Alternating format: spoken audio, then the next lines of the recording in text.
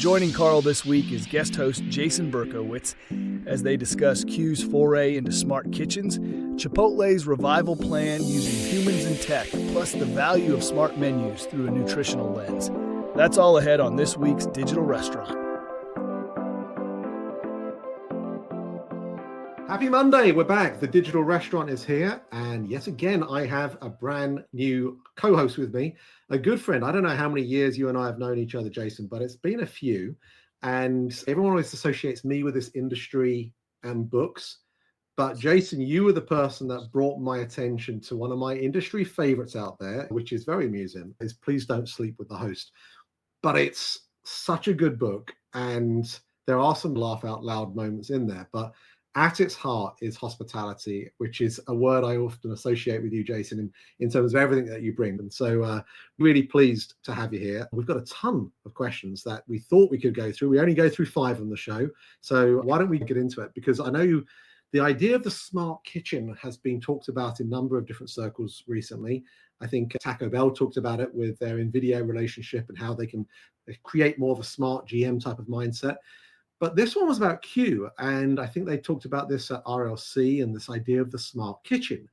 So hold on a sec. We're talking about a POS creating smart kitchens. What's going on here? Yeah, right. What's going on is you have this POS company, which is pretty much the heart or the brain, some people would say, of a restaurant. And so they're connecting out to all these other different areas. We've got the KDS that is pretty much becoming synonymous with some POSs. And now we have monitoring systems in the kitchen. And so what this is doing is basically putting these sensors around in your different equipment, refrigerators, that's letting you know how it's performing. Maybe there's a seal that's gone out and you're leaking all of this cool energy. Maybe something's breaking down. It's also helping you with preventative maintenance. As an operator for years, long-time restaurant operator, when I would go into a company, one of the first things that I would put in place is say, what's our repair and maintenance plan? Because by getting ahead of this, you're not only saving cost savings, energy savings, you're avoiding the headache of things going down, right? It's this amazing stat of equipment downtime costs an industry average of $46 billion in lost money, according to 86 Repairs State of the Industry report. So what Q is doing is starting to connect all of this together and saying, this matters. You're coming to us for a solution. We're already a brain. We're already storing information. We're already communicating critical information to you. Well, let's connect to these different sensors and populate this. And, you know, other companies have been doing this, Connected Fresh or whatnot, and you've got 86 repairs and repair and maintenance. I appreciate that this is really starting to grow into the fold as a conversation because, like I said, it's not only dollars, it's headaches. They've always approached things from a cloud infrastructure standpoint and this kind of spirit of interdependability between different systems. And if you build in an open fashion, you can therefore create seamless connections between different data points. And so, like you say, the sensors themselves, I mean, we were putting those into fridges at Kitchen United, but how those sensors are then linked into the wider system and how you can create this overall holistic web of decision support systems, that I think is really compelling. Of course, the piece that was also, I think, attached to this news, or certainly very close to it, was the fact that they acquired Fortop recently. Yeah. And I don't think Q's been one of those kind of companies that's gone out and acquired lots of companies. So Darian Bates, who's the former CEO of Fortop, he's joined as their chief product officer. And my goodness, is he one of the smartest people in this space. And he really believes in this idea of tying together data points and being able to imply a level of artificial intelligence across that to support an operation, which of course was the genesis behind the idea, I think, of Fortop. And so really thrilled for him and Ben Pryor and the team that have gone into Q now, because I think it's going to enable Q to just think beyond just the front of the house and now extend their capabilities into the back of house as well. I'm excited to see where this is going to go. This is one of those things that is a real thorn. Once equipment goes down, you really look like the cost. So I think it's great. On to something that you were talking about, the restaurant disruptors that weren't. We all get excited, and then it comes into Time of action. Talk to us about this. Yeah. Joe Koskowski put out this article. He encouraged us to rewind a bit, right? Remember that kind of golden era of restaurant disruption hype? Zume Pizza cooking pies in moving trucks, and Amazon restaurants going head to head with Uber Eats, and ghost kitchens replacing every storefront, and in-home chefs launching apps from their living rooms. He covered it all in this really good article on Restaurant Business Online. And it really gave us a sharp look back at this particular theme. And it's a time capsule worth opening, because for me, if you think about the funding that came into many of these businesses, the bold claims, the amount of press buzz, many of them have actually flamed out, right? Or have pivoted hard. And so if we go through some of those examples that he put into the article there, he talks about Amazon restaurants, which of course launched in 2015, but it was shut down 4 years later, despite it having free delivery for Prime members and this kind of massive footprint, the logistical powerhouse that is Amazon. They couldn't keep up with the competitive chaos of third-party delivery. And according to some accounts, so their own spirit of working with other partners, restaurants in this case, perhaps created some tensions that actually restaurants weren't having anything to do with. You then think about Zume Pizza, right? Now, Zume Pizza had $375 million from SoftBank. It's one of those SoftBank investments.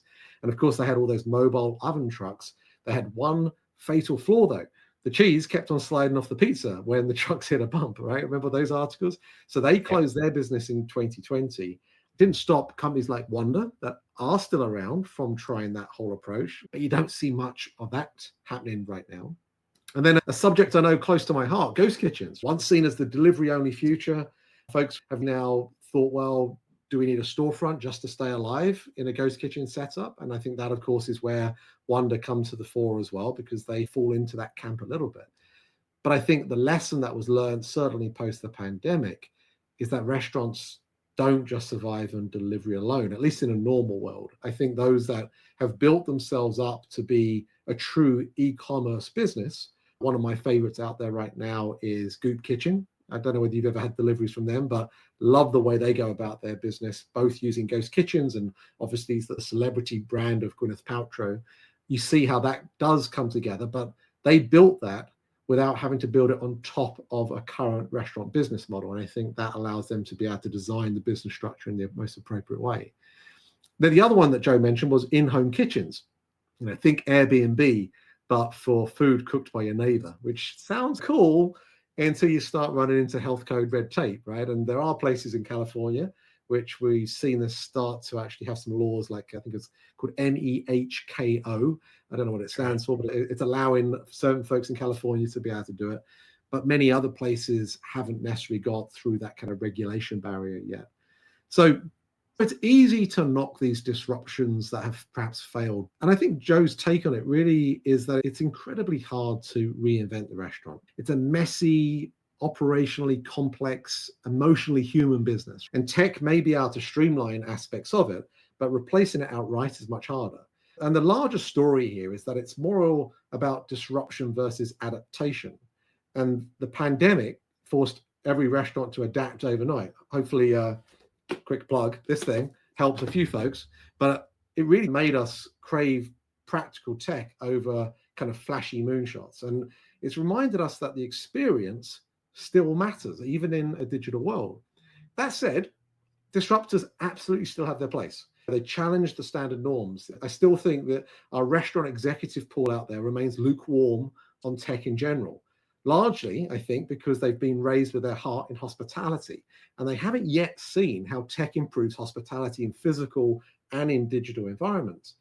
That doesn't mean it can't be done, but we've got to stop thinking of tech as these point solutions and really start thinking more about outcome-focused enhancements. And a great experience isn't really delivered by a machine, but through a smile and warmth and all the things that you train through your business, right? And so, I don't know, maybe the future here isn't built in just one big leap or some big disruption, but perhaps it's going to come through small, helpful adjustments that stick over time. I don't want disruption to stop. I just wanted to help in iterative areas.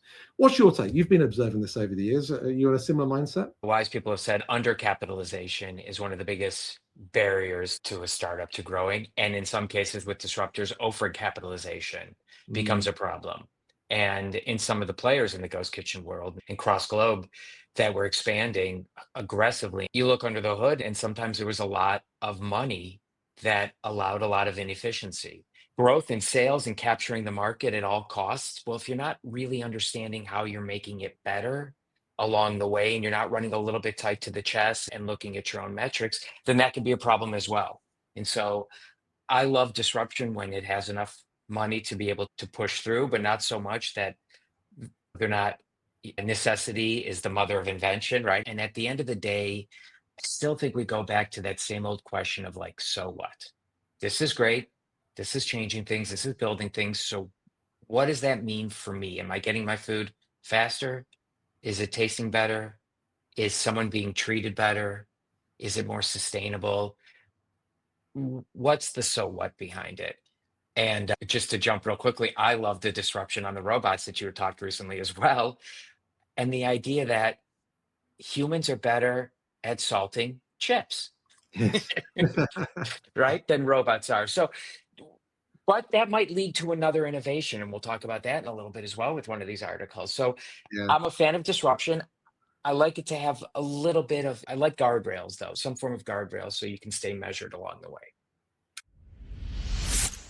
Let's talk about one of the top 7 of companies that have really excelled when it comes to the digital experience, whether it be their digital make lines, some of their investments in automation, but their sales have just turned negative for the first time since what, 2020? What's going on with Chipotle? Yeah. So since 2020, it's the first time that they're seeing the sales dip. And recently on the quarterly report, they were saying their outlook's looking great to improve in the back half of the year. But at the same time, they're looking at basics and looking at how they can improve it. And one of the things that they talked about is throughput. And I always talk about throughput, right? How many people can you move through the line at a time? I love it. I geek out of this conversation. I would sit there with the timer and the clicker. And do we put somebody out front? Do you do a line buster? Do you give them a taste of something? So, anyways, throughput versus check average really matters. And what they're doing is they're going back to training, and they're going to focus on the hospitality because at the end of the day, like you talked about, how somebody feels, the training, the feel good. So part of increasing their sales is making sure that everyone's saying thank you and that everyone's feeling appreciated. Something that was interesting about Chipotle, I'm in the online training world. Mm. They were great, dove deep into online learning management systems, which I'm a huge fan of, and they still are. But they even pulled back a little bit and said, what we can't forget is the shoulder to shoulder and the in person, and how much it's still a people business, and hospitality is a people business. So a little bit of the training, a little bit of the blending, and they're doing this with throughput. And what they're doing is now they're also bringing back some efficiency. They had brought out before the avocado, which you had heard about, and the digital make line previously. Didn't do so well. They moved it back to R&D. Well, they're bringing this back out. And the avocado helps the associates peel avocados.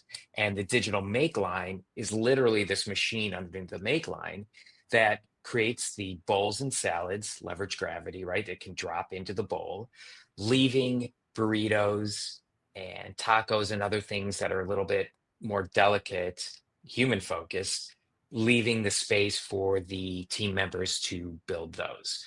Here's what I like about it. You've got hospitality, you've got throughput, you've got the human connection, you've got training, and they're doing these tools. They're bringing these tools back out that are taking care of some of the jobs that are freeing up the team members to do what they do best or to spend time with people and communicating with them as they move down the line. They're still there, they're still smiling, they're still talking to people while building the burritos. They're not having to sit back there and peel the avocados. We'll see where it goes. I love when technology supports the human experience. I mean, look, my business is in training humans, and I'm all about helping restaurants run efficiently. I love when you minimize the prep or the problem areas and you bring automation to help them, and you still let people and be part of the whole entire experience. So that's a couple of the things that Chipotle is doing. We've got a lot of factors that are coming into play. You've got the market. What they were talking about is this isn't just Chipotle. This is across the board. Consumer spending, consumer confidence is down. So they've got some other headwinds that you've talked about and we all talk about. But at the end of the day, what can they control? They can control how you feel when you walk in and what's the efficiency of the situation. What do you think? They're moving into Mexico, right? They're building out more representation in the Middle East. So those So is will that disruption? Is that going back? totally. How's that story going to play out? Oh, well, who knows? But here's the thing that goes through my mind, and I'm curious because I've never had someone on the podcast with me that is such a expert in operations and training, right? And when you think about your days back at Takaya or Umami, relative Chipotle, and the amount of units that they've got, the importance of the quality of the training that's provided, and therefore the inconsistency that sometimes can happen. That's what, in a way, I think where technology can help, right? Because in that sense, you've got the technology ensuring that there's a consistent form of delivery, but the relationship between the two humans is the way in which that information can get conveyed in a very much more pliable, easy to grasp manner. What's your take on that? How do you blend humans and technology together so that you do get a consistent training experience across a network? Everyone wants to know two things. What's my job? What's my expectation? And how am I doing? And if you can leverage modern tools to set the training so that across the board it's consistently laid out in every store, there's not institutional knowledge or we do it one way here and not another way over here when you're a larger organization. Set what the expectation is and then allow the in-person validation of it, the feedback. So what does tech do? It in training or online tools, everyone gets the same video up front. Everyone gets the same way of learning that this is how you do something. This is the way we peel the avocado. This is the way we do it. And the checkbox that they've actually been taught this. Because many times we know in an organization, people will say, I never learned that. Traditionally, it's I show you, you practice, then you show me. Well, if we can have I show you be scalable and digitized, then we've removed the need for additional hourly employees. We've freed up the trainer to spend time working on the line or with other people. We've set a standard of consistency, and we've still included one of the most important pieces, which is now validate and show me how you're doing it, and let's do it together. So it's a blend, which I absolutely love. And I can tell you, so do the team members that you want to have working for you. Cracking menu engineering through nutritional personalization. So what this is coming off is a new diner trends report that recently just came out, and we got excited talking about it, knew that we needed to throw this in. Take it away. Yeah, really interesting one. A new trend report that for once doesn't come from McKinsey or Technomic, but it might just be one of those kind of richer data sets on real-time diner behavior that I've seen for a while. And it's, let me bring it up here because I think it will bring this to life a little bit. It's from a company called EveryBite, and it explores how over 1 million diners are interacting with restaurant menus in a way that looks and feels a lot like shopping on Amazon, except this time it's for your next meal. And it's not your typical kind of loyalty or order data. It's all pre-click behavior, the swipes, filters, and drop-offs that happen before anyone taps order now. So let's go to this slide here, the diner's journey. The numbers here were really interesting to me. This actually came from a McKinsey report. The 70% of diners abandon a menu if they can't find what they want within minutes. Now, it's a bit loose. How many minutes are we talking? But I think the point is that it's not necessarily always about price or convenience. It's about this discovery friction, right? When you look to the number to the right there, the 25%, it says 25% increased conversion when restaurants analyze the data from first touch. And the little graphic on the right there is really interesting, right? Because we, as an industry, have typically looked at this from the angle of how much someone chooses to purchase. But in an e-commerce world, there are so many different data points as to the amount of time that someone spends on a particular page, looking at a certain area of the page, where they actually glide the mouse cursor over, right? And this whole ability to be able to analyze that level of data gives you insights about the way in which your business is operating. Some of the smart menu operators that are using EveryBite have seen, they've said, like a 400% increase in order click-through rates. And perhaps more impressively, a repeat visit rate of 46% for guests who have interacted with a menu that's given them that personalized menu experience. Let me go on to page, let's think, 14 here. And just to set the scene here, the data that's in this report is covering over 1 million diners, 375,000 diners that have set a preference. And you can see here the representation over the time of day of which those engagements have actually happened and the variety of different restaurants where this has actually occurred. It starts breaking this down into the different diner profiles and their nutritional and allergen preferences, as you'll see here. So, for example, a lot of diners would actually select their menu filtering by protein or carbohydrates. And for those that perhaps have allergens and concerns from that angle, they'll actually select a menu whereby they say, I don't want any items with wheat in or dairy. So what does that really mean? Why is any of this particularly interesting? Well, 33 million diners in the US have an allergy or have some interest in being able to have a nutritionally specific type of meal. When you think about it, that's like 1 in 10 people in the US, right? So in that sense, we're intolerant a lot really over here in the States, aren't we? And so when you think about that, it really tells you we've got to take this into account. The thing that I wasn't aware of was then on this page here, when you talk about restaurant loyalty, because if you treat a diner that has food allergies right by giving them the ability to be able to see what items perhaps could cause them concern, they're far more likely to come back and eat with you again in future, which really stood out for me. If we go down to slide 23 here, what the report then goes to do is to start to show how those different diners then choose to eat, and perhaps even more pertinently, where there are overlapping allergens. So for example, for wheat-free diners, look at this, 28% of the time, a wheat-free diner is also combining that concern with dairy. With this type of data, and when it comes back to seeing this, it should help your culinary teams be able to design the right type of menus. And it starts talking about cracking the salad code. And so what it means by that is if you can start to understand the way in which your customers are ordering your salads. So for example, if there's 53% of the base proteins are chicken, but amongst the top removed proteins include chicken and egg and chickpea, then that's going to help you make sure that the salads that you're actually servicing up to your customers are addressing that most common concern. So we very rarely talked about this type of data set here on the show, and I thought it was just a really interesting representation. What was your takeaways? I know you took a look at this as well. Just think about a couple things in ordering. Number one is how much quicker that you can get to a decision just by filtering things out and being able to say, this is what I want or I don't eat, boom, and then you're able to hand it off, because eventually it's like hot potato. You're holding the rock too long and you feel uncomfortable about it. Yeah, totally. On your first point, again, thinking about e-commerce type of metrics, it's almost like the bounce rate, right? The ability for you to be able to understand, where do you lose someone? Which page of your website do they say, you know what, I give up, I go away? That insight would be huge. Something at the Madeira group that we used to work on, which was saying, who in the party was going to say, but I don't eat that? And then they have the veto vote of not going to your restaurant or not ordering online. On the other side of it, value engineering, absolutely. If it's these two combinations that go together, then how can we have fun creating more options for those combinations that are similar enough that you feel like you're taken care of, but you want to come back as a repeat guest? Because what do we want to do in fast casual and quick service? We want to get you back weekly at the minimum.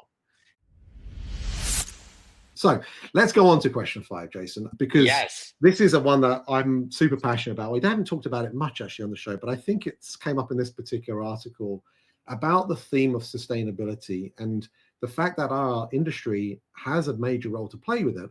But actually, how can technology play a role in supporting us become perhaps a little bit more sustainability focused? Yeah. And so it talks about how restaurants are using technology to advance sustainability. And it even goes so far as to say and why it's not enough. I love blending low tech and high tech always. And with that, I remember when I was moving on to manager, and the GM walks me through and goes, every time you walk through the kitchen in the morning, I want you to look in the garbage. I want you to continue to look in the garbage and see how much of that tuna came off that should have stayed on. How much of that, that apple got cut aside from the core. And food waste is what, 22 to 23 billion pounds of food are wasted each year. Just think about that, right? It's absolutely insane what either gets wasted because it wasn't served or what gets tossed off the plate. So we've got great companies that are working on this. You've got Clear Cogs, which was part of the newsletter. Our friends over there that Shout out to Matt raised Wampler. shout out to Matt Wampler, 3.8 million to help restaurants with predictive analytics. How much bread do I make in the afternoon? This stuff really matters. And it's helping on food waste, it's helping on labor waste. You have Kim over at Copia, which is doing great things with trying to help you figure out where your waste is, as well as find places to take it, and then to find the tax benefit of this to offset the cost of it. So if you are going to waste, let's figure out ways of feeding the community. You have what we talked about at the top with Q, energy systems. This is a huge waste. This is a huge data suck. Water conservation systems. We have Wendy's rolled out this, it's a smarter dishwasher, saving like 47% per cycle. The one that does get me is packaging. I struggle, Carl. I want to order from my local places. Sometimes we can't sit there. I take it to go, and it's just killing me throwing out what is recycled, and I can't do anything with it, the packaging. I still want, and I know it's arbitrary and call me crazy, I'm excited for somebody to introduce the little subscription service. I take my container, I wash it, I give it back. Sure, there's operational problems. Sure, they have to wash it themselves. But how do we get that going as a subscription service where we can share the waste? In the first book, we talked about, I think it was a company called Loop Delivery out of Oregon that had this set up with local companies where you could have your items picked up, almost like your trays picked up by the delivery driver on the next Remember? journey, right? Yeah. And I call upon the DoorDashes and the Uber Eats of this world to really own this one too, because they are benefiting, I think, from this new delivery ecosystem that we're part of. We know that more and more restaurants, as they crack the code on delivery, are going to have more packaging expenditure. And therefore, we know that waste is going to be somewhat higher. The one benefit to your point at the start about food waste is that in a way, when you're eating at home, you might not finish the whole thing, but it can go into the fridge for lunch the next day. That is actually a positive.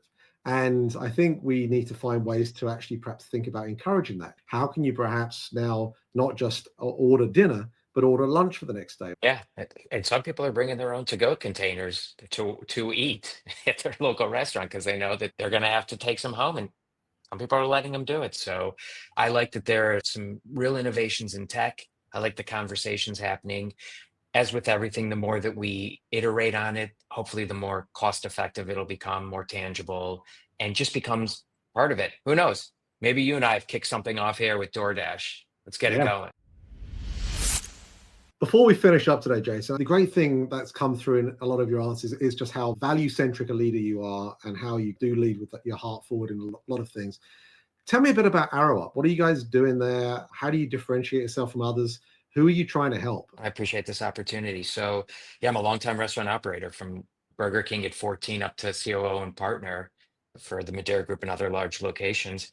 And we started Arrow Up 6 years ago to help, as I said before, help every employee out there know what their expectation is and see how they're doing. So we provide online training that helps restaurants satisfy compliance, level up their teams, and develop supervisors into leaders, because training is one of the number one requests of operators out there. And the small to mid level that I love, we work with, look, we do anti-harassment, safety, compliance, we do all that. And that's our bread and butter. And we work with a lot of large organizations.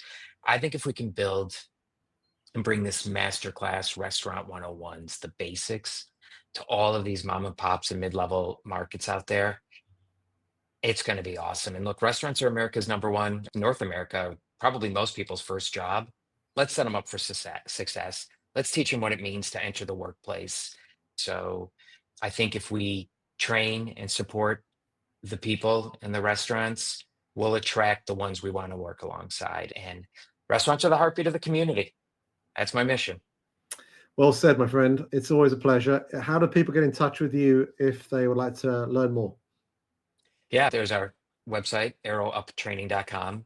Reach out to me, Jason at arrowuptraining.com, spelled like it sounds, and LinkedIn, Jason D. Berkowitz. I got a cousin, Jason Berkowitz, who's on there, and a couple other Jason Berkowitzes. So I'm Jason D. Berkowitz. And let's talk, let's connect, let's geek out. Sounds good. Well, thank you for geeking out with me today. It's been a real privilege. And for those of you that have listened in through to the end, we appreciate you.